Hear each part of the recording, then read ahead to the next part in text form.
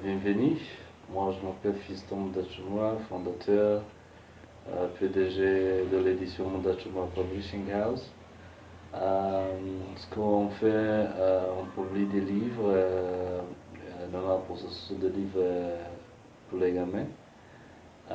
Ici au Rwanda, on a un taux aussi bas de lettrisme. Il y a des recherches avec quelques organisations qu'on a presque 60% des élèves qui finissent en troisième année primaire, mais qui ne savent pas lire et écrire convenablement en langue maternelle. Et ici au Rwanda, on a adopté les recommandations de l'UNESCO en matière que les élèves apprennent mieux dans les langues maternelles. Donc avec notre gouvernement, on a des enfants de l'école maternelle jusqu'au troisième année primaire. Ils étudient tous les sujets en Kinyarwanda, dans la langue maternelle. Et donc avec cette adoption, les autres recherches ont marqué que même si ces enfants rwandais ont étudié en langue maternelle, ils finissent même la troisième année primaire sans la capacité assez de lire et d'écrire en Kinyarwanda dans la langue maternelle. Et les autres recherches complémentaires disent que si vous ne savez pas bien lire et écrire dans votre langue maternelle, ça serait très très difficile d'apprendre en utilisant des autres langues qui ne sont pas votre langue maternelle. Donc ici au Rwanda, la langue d'enseignement maintenant c'est de l'anglais. Donc ça signifie qu'après le troisième primaire, les enfants commencent à étudier en anglais. Donc si on étudie la mathématique en Kinyarwanda dans les années précédentes, en quatrième année, on commence à étudier la mathématique en anglais. Alors c'est difficile pour les enfants qui n'ont pas le bagage dans sa langue maternelle convenable pour commencer à étudier en anglais. Alors avec une autre des choses qu'on fait, on publie des livres qui aident les enfants à s'amuser d'abord de la lecture, littérature infantile, des histoires accompagnées avec des belles images. On travaille avec différents auteurs et illustrateurs qui nous donnent des belles images qui sont attractives pour les enfants, pour les aider à s'identifier avec les caractères et les histoires dans les livres. Avec nos livres, on pourrait savoir aider les enfants à aimer la lecture dès le bas âge. On essaye de publier avec les stades de croissance de l'enfant. On en a quelques livres pour les bébés, genre bébé, 6 mois. Donc dès que les bébés commencent à voir avec les recherches, on commande aux parents de commencer de lire les histoires pour les bébés, même de ventre. Et donc avec les bébés, ils commencent juste à voir. On essaie de créer des livres, genre photo, pour les bébés. Vous connaissez, les bébés aiment les images des autres bébés, ils s'identifient avec. Et puis, ça aide d'abord là où le bébé est en train de développer l'essence primaire, le toucher, donc la vue, l'odorat, donc c'est l'essence primaire. Avec ce genre de livres, ça aide donc de stimuler sa croissance et avec aussi les, les recherches, ça a montré que euh, ça aide trop dans la croissance des bébés. Donc, par exemple, si on a une image comme ça, là où le bébé est en train d'allaiter, l'image, ça identifie et ça aide déjà donc à faire croître donc le sens de goût. Parce que si le bébé s'identifie aussi, quand il arrive à regarder, il s'imagine, ou bien il s'imagine donc le fait de s'allaiter, quoi. Donc, avec les images comme ça, avec le toucher, donc si par exemple vous tenez votre bébé et vous le laissez toucher ici, ça aide aussi à développer le sens de toucher, quoi. Puis de là, on développe quelques autres avec donc genre de livres avec un mot comme ça. Merci. Donc genre des livres avec un mot, des alphabets, donc genre pour ceux qui sont en maternelle, donc ils ont commencé donc à être dans l'éducation un peu formelle, dans l'école, ou bien les crèches comme ça. Ils jouent avec, ils s'imaginent, on s'appelle l'animal, genre comme ça. Donc de là, on continue avec des livres avec une phrase. Donc on a quitté le stade, là où le bébé, l'enfant, maintenant, savent lire et aimant. Et on continue donc le genre de livre avec une phrase, déjà, donc avec la croissance de l'éducation de l'enfant, là où il peut donc arriver au stade où ils savent lire donc une phrase, un paragraphe, genre comme ça. Donc c'est donc un peu le stade avancé là où ils sont en deuxième ou troisième année primaire. Avec ça, donc créer l'availabilité donc des livres. Euh, on en a comme notre contribution à la société rwandaise, donc à la promotion de lecture, de lettrisme, pour que nos enfants puissent avoir assez de matériaux au bas âge de lecture qui puissent les aider donc à développer mentalement, donc éducativement, si je peux dire, euh, pour que là où ils arrivent à terminer la troisième année primaire, ils puissent avoir un bagage donc suffisant dans leur langue maternelle qui va les aider à avancer, de commencer à étudier dans la langue, dans les autres langues, surtout en anglais, qui est maintenant la langue d'enseignement ici au Rwanda, mais dans quelques autres écoles privées, on en a comme français comme langue d'enseignement. Ouais. Ça, c'est notre édition. On a publié presque 58 titres, des histoires de différents stades pour les enfants. On en a aussi dans notre ligne éditoriale une autre quarantaine qui va venir dans les mois à venir.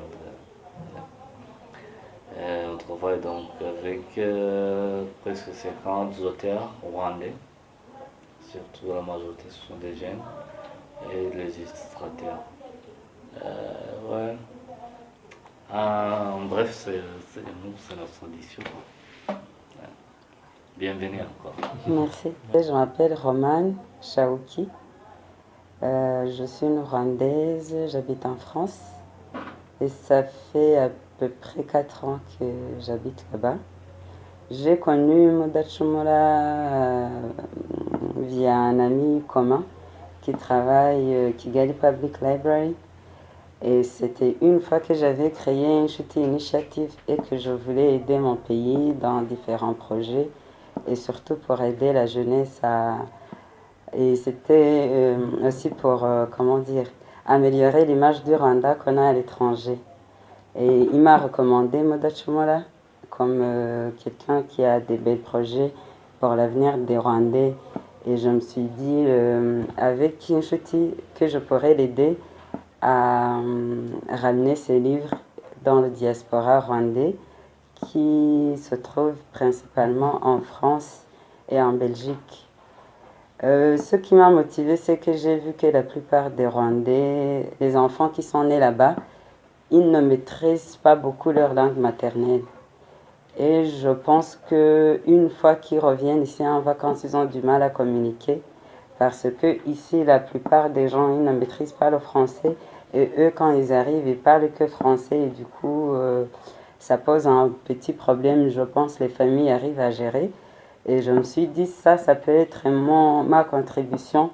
Je viens juste de commencer une choutique, j'ai pas de grands moyens, mais au moins avec ma visibilité que j'ai, je peux permettre à des bels projets comme ça de les représenter en Europe. Surtout que je sais que avec la communauté rwandaise de France et les autres de la Belgique et tout, ils ont bien aimé les livres que j'ai déjà donnés.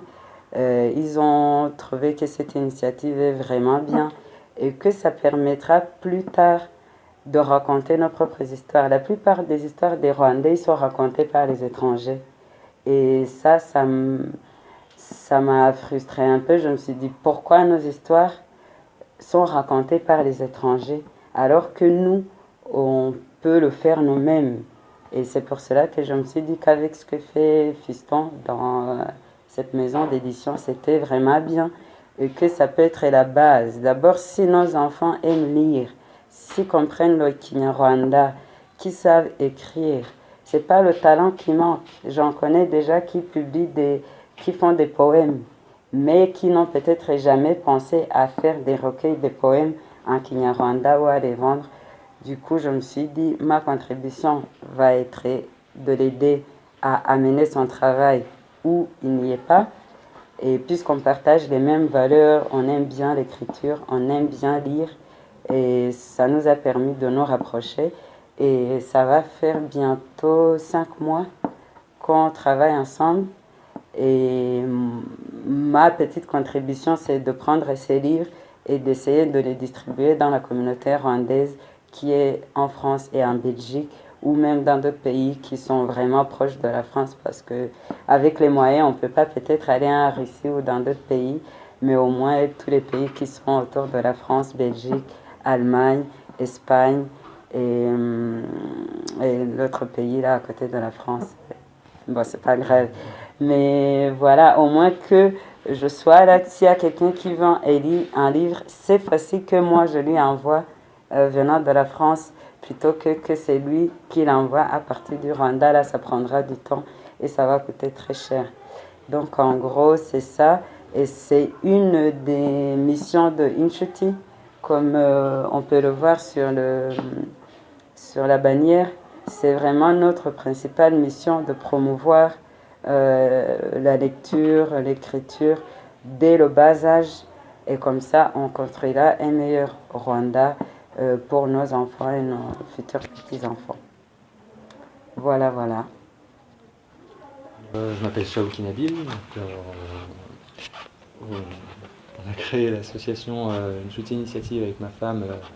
On l'a créée en France en 2017 pour principalement donc développer la culture rwandaise et le savoir-faire rwandais pour l'importer en France et le faire connaître par le plus grand nombre et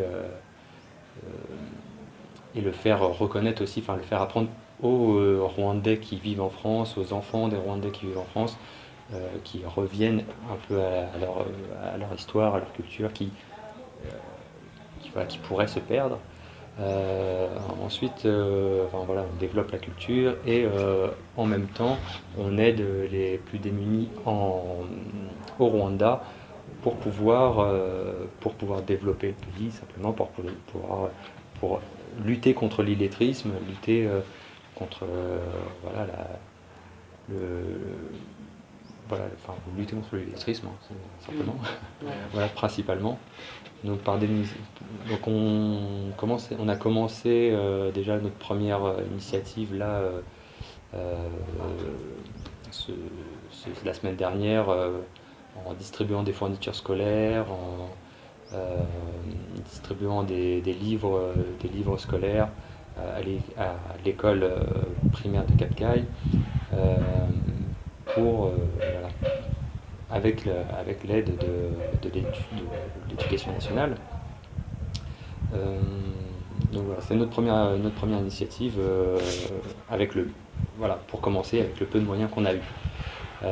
Donc voilà, à venir d'autres événements, d'autres initiatives et qui vivra verra. Donc voilà, alors là voilà le truc. Donc on a fait connaissance avec Mood, avec Fiston, j'essaie de lire. On a fait connaissance avec.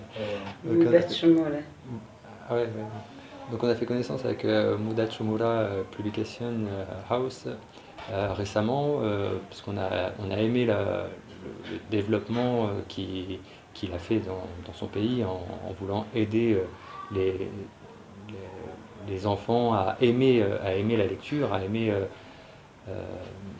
voilà, à vouloir apprendre à lire et à aimer la lecture, pour pouvoir, et nous ça a été pour nous un support pour pouvoir importer les histoires rwandaises, la culture rwandaise et en Europe, et la montrer aux plus jeunes dès le plus jeune âge, pour qu'ils sachent que ailleurs il se passe autre chose, il y a une autre culture, il y a une autre manière de penser, une autre manière de vivre. Voilà. Donc ça a été notre premier partenaire. Donc on promouvoit la culture rwandaise à travers des livres, donc, qui permet donc de promouvoir la culture, de pouvoir apprendre aux enfants à lire en Europe, que les enfants puissent lire leur langue, puissent apprendre d'autres choses que la discussion de tous les jours avec les parents, tout ça. Donc ils pourront apprendre voilà, à travers des histoires la culture rwandaise. Voilà. Donc là c'est la partie machin. Donc voilà, après on a fait un peu le tour de l'histoire. Oui, enfin, ce que je peux rajouter en fait, c'est que en fait notre mission, si je peux dire ainsi, les bonnes actions comme ça, il y en a au Rwanda. Mais c'est pas non plus facile. Je pense que Fiston le dira lui-même. S'il raconte son parcours jusqu'à avoir de telles choses comme ça, c'est pas du jour au lendemain, c'est pas facile. C'est compliqué de trouver le financement. Les Rwandais, ils n'ont pas encore commencé à vraiment aimer les livres. Et j'ai vu la belle campagne là du Bitabo Rwanda Reads. C'est de belles choses, mais je lui laisserai la place pour en dire longuement. Mais c'est juste pour dire que ce qu'il fait, c'est pas facile, et que notre action viendra pour l'aider à même trouver, pourquoi pas, des sponsors, trouver d'autres partenariats avec d'autres maisons d'édition, trouver des machines pour qu'un jour cette maison puisse faire tout de lui-même, qu'il a des machines d'imprimerie, faire tout, et que ça devienne une maison qui représente le mieux le Rwanda. On en a pas mal en France qui font ça, ou même dans d'autres pays de l'Afrique, pourquoi pas le Rwanda. Je pense que le jour où on va arriver à ça, on va se féliciter de belles choses qu'on a fait dès le début, pour que vraiment les livres qui sont publiés ici, les auteurs qui contribuent à la publication de ces livres, les illustrateurs qui arrivent à faire ces belles images ou les photographes puissent un jour être reconnus à leur juste valeur qui vivent de ça. Je ne pense pas qu'il y a des auteurs qui vivent de ça encore au Rwanda. C'est un point où j'aimerais voir un jour des Rwandais écrivains comme métier, des illustrateurs qui vivent de leur métier, vous voyez. Donc, s'il y a un moyen de trouver des financements, des partenariats, là où on trouvera, ça sera avec plaisir, mais que des belles choses comme ça puissent ressortir et dépasser les frontières du Rwanda et que ça arrive partout. Le reste, je te laisserai dire. En fait, c'était ça qui était aussi pour nous qui était important, c'était de promouvoir, de financer directement des choses qui sont sur le pays, sur le territoire Ouais. et d'une manière locale.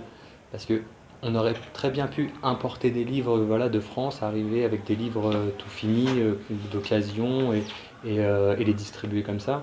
Euh, voilà, ce qui était important pour nous aussi, c'était de faire marcher l'économie locale du pays.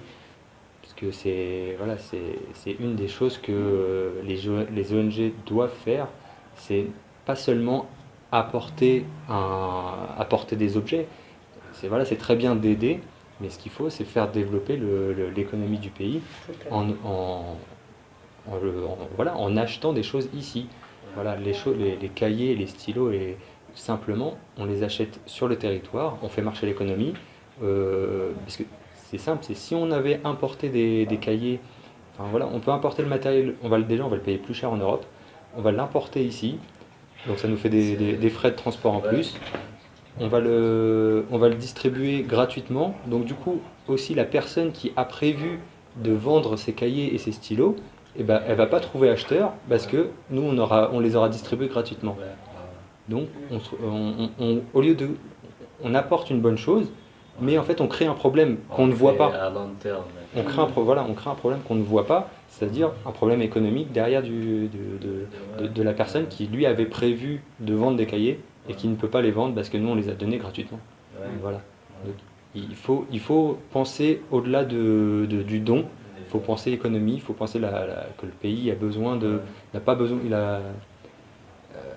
il a pas besoin d'objets, il a besoin de faire marcher l'économie. C'est comme ça qu'on fait développer un pays, hein. Il n'y a pas de magie, voilà, voilà. Donc c'est aussi le message voilà, qui est important, qu'on veut diffuser, c'est consommer localement, c'est important. Développer, voilà, c'est très bien les cahiers, tout ça machin, c'est créé ici, donc c'est du savoir-faire et de la plus-value qui est faite sur le territoire.